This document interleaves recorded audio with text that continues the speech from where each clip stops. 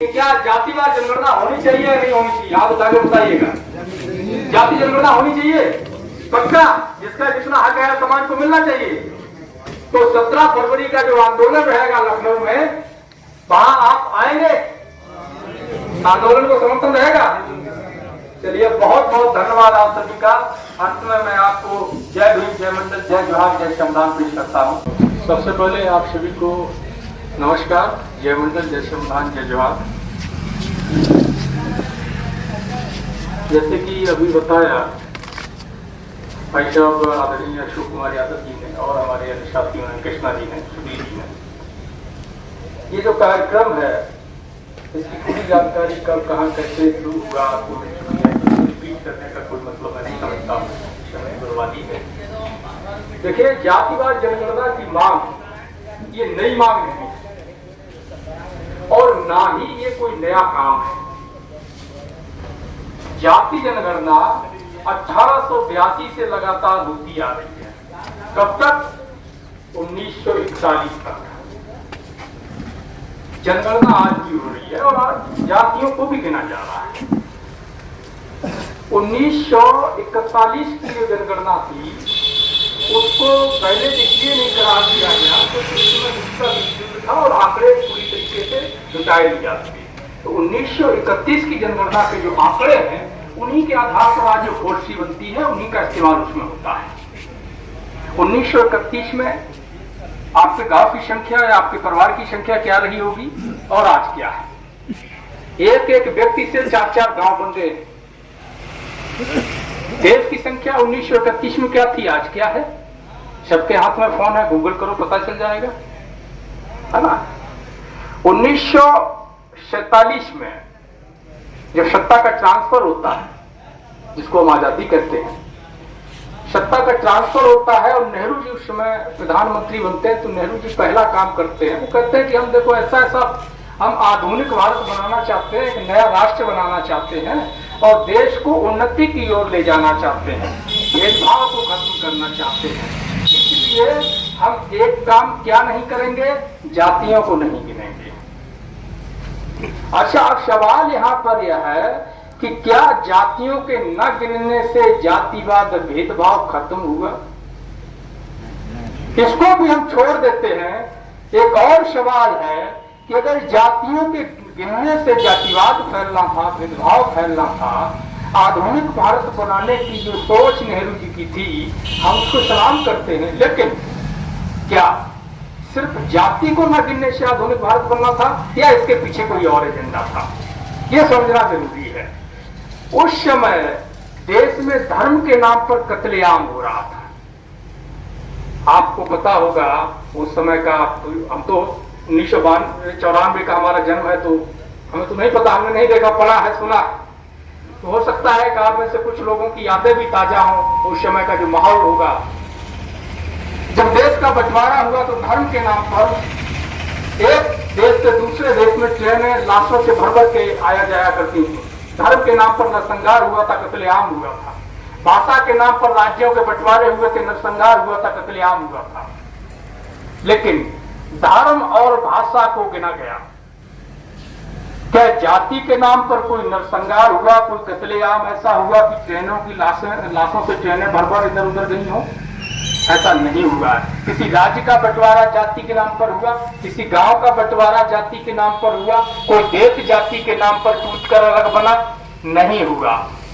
तो फिर जातियों के गिनने से आखिर देश को नुकसान कैसे होने वाला था? दरअसल वो देश को नुकसान होने वाला नहीं था। असल बात यह थी कि वो लोग जो किसान का मेरा समाज है उसको उसका हक नहीं देना चाहते थे। जब देश में अंग्रेज आए, जब तक अंग्रेजों ने उनके हित में काम किए, उनके बनाए हुए नियमों पर कुठाराघात नहीं किया, उन पर हमला नहीं किया, तब तक अंग्रेजों का विरोध इन्होंने नहीं किया। जैसे ही अंग्रेजों ने ये कहा कि हम जो है इस देश के शोषित वंचित समाज के लिए, किसान मजदूर के लिए एजुकेशन लाएंगे, उन्हें शिक्षा का अधिकार देंगे, उनकी काउंटिंग हम इसलिए कराएंगे ताकि हमें ये पता चल सके कि किसकी जनसंख्या इस देश में कितनी, आबादी कितनी है, उनकी सामाजिक शैक्षणिक स्थिति क्या है, ताकि हम उनके लिए योजना बना सकें, पॉलिसी बना सकें, उनको क्या लाभ देना है, कैसे आगे बढ़ाना है, ये आंकड़ा हमें मिल जाए। इन्होंने तब विरोध किया अंग्रेजों का जब अंग्रेजों ने सती प्रथा को बंद कराने की बात की। इन्होंने तब विरोध किया अंग्रेजों का जब अंग्रेजों ने बाल विवाह कानून को अवैध बनाने की बात की। इन्होंने तब और अधिक विरोध किया अंग्रेजों का जब अंग्रेजों ने कहा कि हम इनको भी वोट डालने का और चुनाव लड़ने का अधिकार देंगे। लोकमान्य बाल गंगाधर तिलक, हमारे जो पढ़ने लिखने वाले नौजवान हैं उन्होंने पढ़ा होगा कि बाल गंगाधर तिलक को लोकमान्य बताकर के बड़ा महिमा मंडित किया गया है। और बाल गंगाधर तिलक ने ये कहा था जब ये अधिकार दिया जा रहा था कि हम जो है, अंग्रेजों ने कहा था कि सभी को वोट डालने का और चुनाव का अधिकार देंगे, पढ़ने का अधिकार देंगे, तो बाल गंगाधर तिलक ने यह कहा था कि यही तेली तमोली कुर्मी नाई धोबी धानक क्या संसद में जाकर हाथ चलाएगा, घास छीलेगा क्या? संसद में जाने का अधिकार केवल ब्राह्मणों के पास है क्या? मैं पूछता हूं, संसद में बैठने का अधिकार क्या ब्राह्मणों के लिए आरक्षित है क्या? नहीं, सबको है। जब एजुकेशन देने की व्यवस्था की तब बाल गंगाधर तिलक ने कहा कि अगर अहिर कोरी कुर्मी के बच्चे पढ़ेंगे तो ये बिगड़ जाएंगे। क्यों बिगड़ जाएंगे? इसलिए बिगड़ जाएंगे कि हमसे सवाल करेंगे, ये नौकरियां मांगेंगे, इसलिए बिगड़ जाएंगे। आपको पता है कि जब एजुकेशन व्यवस्था शुरू हुई तो इन लोगों ने काम किया कि हमसे कहा जाता था, हमारे लोगों से, जब भी हमारे समाज का कोई व्यक्ति सोचता था कि हम अपने बच्चे को बाहर पढ़ने भेजेंगे, तो ये कहते थे कि नहीं, बाहर नहीं भेजना, बाहर जाकर के बच्चा बिगड़ जाएगा, संस्कृति भूल जाएगा, मर्यादा भूल जाएगा, कल्चर भूल जाएगा, उल्टा चलेगा, ये कहा जाता था कि नहीं। जब भी हमारे समाज का कोई व्यक्ति अपने बच्चों को बाहर पढ़ाने की सोचता था, तब ऐसे लोग जो एकाधिकार समझते हैं एजुकेशन पर और हर चीज पर, वो कहते थे अपने बच्चों को बाहर नहीं भेजना, ये बिगड़ जाएंगे। क्यों? क्योंकि अगर आप बाहर भेजोगे, अच्छी शिक्षा दिलाओगे तो आपका बच्चा आगे बढ़ जाएगा। उन्हें दर्द था इस बात का, वो सवाल करेगा, वो आपको बता देगा ये आपको पाखंड में उलझा रहे हैं, धर्म में उलझा रहे हैं, मूर्ख बना रहे हैं, तो है। तो इसलिए ये सवाल आज बहुत ज्यादा जरूरी हो जाता है। 90 साल बाद, 1931 से आज 2023 चल रहा है, 90, 92 साल, 93 साल हो गया है। आज ये और जरूरी हो जाता है कि जातियों की गिनती करवाई जाए। जाति जनगणना क्यों जरूरी है? एक तो लोग कहते हैं कि भाई जाति जनगणना इसलिए जरूरी है ताकि पता चले कि अहीर कितना है, कोरी कितना है, कुर्मी कितना है, लोधी कितना है, निषाद कितना है, बिंद कितना है, नोनिया कितना है, चौहान कितना है, अंसारी कितना, दुनिया कितना। नहीं नहीं नहीं, सवाल केवल जाति की जनसंख्या जानने का कतई नहीं है। ये भ्रम में मत रहिए कि सवाल जातियों की जनसंख्या का है। अगर सवाल जातियों की जनसंख्या मात्र का होता तो सरकार करा देती और नेहरू जी इसको बंद नहीं करते, क्योंकि शेड्यूल कास्ट और शेड्यूल ट्राइब की भी जातियां गिनी जाती हैं। जनगणना, जाति जनगणना आदि होती है। शेड्यूल कास्ट और शेड्यूल ट्राइब्स, आदिवासी और दलित समाज की जाति जनगणना होती है। अगड़ा और पिछड़ा की जाति जनगणना नहीं होती है। असल में इस देश में जो एक नैरेटिव सेट किया गया है, हिंदू मुसलमान के नाम पर, मंदिर मस्जिद के नाम पर, धर्म के नाम पर लड़ा करके हम लोगों को उलझाए रखने का, वो इसलिए किया गया ताकि जो असल लड़ाई है, हक अधिकार छीने जा रहे हैं, उस समय हम चुप रहते हैं। इसको लेकर उन्होंने कहा था कि जो तेरे साथ अन्याय होता है, जो तेरे साथ अत्याचार होता है, जो तेरा शोषण किया जाता है, तो उसके खिलाफ मेरे भोले किसान तू बोलना सीख ले। दुश्मन जो तेरे साथ अत्याचार करता है, शोषण करता है, दमन करता है। शोषण केवल ये नहीं होता कि हमने किसी को पकड़ के मार दिया, किसी को गाली दे दी। आजकल का जो शोषण है, जो दमन है, वो कलम से होता है।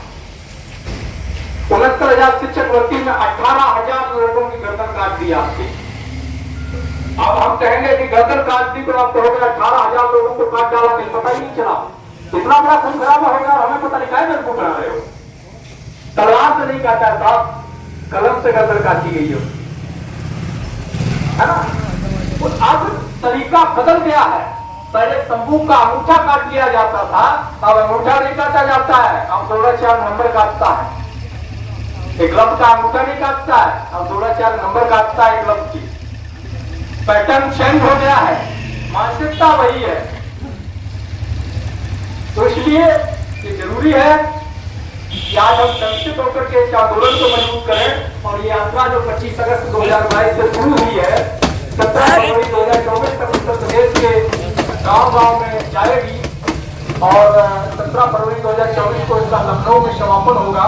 और उस दिन स्थायी आंदोलन की शुरुआत होगी और ये आंदोलन तब तक चलेगा जब तक हमें हमारा अधिकार न मिल जाए। लेकिन आंदोलन लंबा चलेगा और सरकार उससे झुकेगी, ये इस बात से तय होगा कि समाज कितना साथ देता है। हम 2, 4, 10, 50, 100 लोगों के वहां बैठ जाने से अधिकार मिलने वाला नहीं है। ऐसे हजारों लोग बैठे रहते हैं। तो मेरा अंतिम सवाल ये है कि क्या जातिवार जनगणना होनी चाहिए या नहीं होनी चाहिए? आप आगे बताइएगा।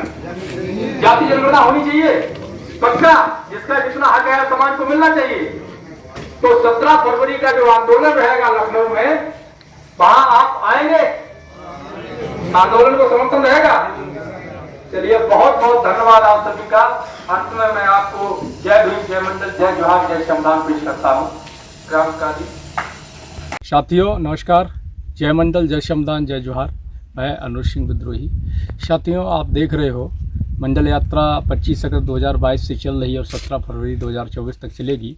जातिवार जनगणना को लेकर, मंडल कमीशन की सिफारिशों को लागू करवाने को लेकर, जनसंख्या के अनुपात में आरक्षण की मांग को लेकर के, और 17 फरवरी 2024 से स्थायी आंदोलन की शुरुआत होगी। दोस्तों, इस यात्रा के जरिए आंदोलन का निर्माण करने के लिए हमें आपके साथ की ज़रूरत है और सहयोग की ज़रूरत है। आप सभी से अपील है कि आप सभी इस यात्रा को चलाने के लिए आर्थिक सहयोग करें। यात्रा के जो वीडियोज़ हैं उनको अधिक से अधिक शेयर करें और हमारे इस यूट्यूब चैनल को सब्सक्राइब कर लें, बेल आइकन को प्रेस करें ताकि आपको नोटिफिकेशन मिलता रहे और अधिक से अधिक लोगों तक इस सूचना को पहुंचाएं। अपना कोई मीडिया नहीं है, अपना कोई तंत्र नहीं है। हम लोगों को अपनी लड़ाई, अपनी सूचनाएं खुद ही प्रसारित करनी, खुद ही लड़ाई को खड़ा करना है। शुक्रिया। जय मंडल, जय श्रमदान।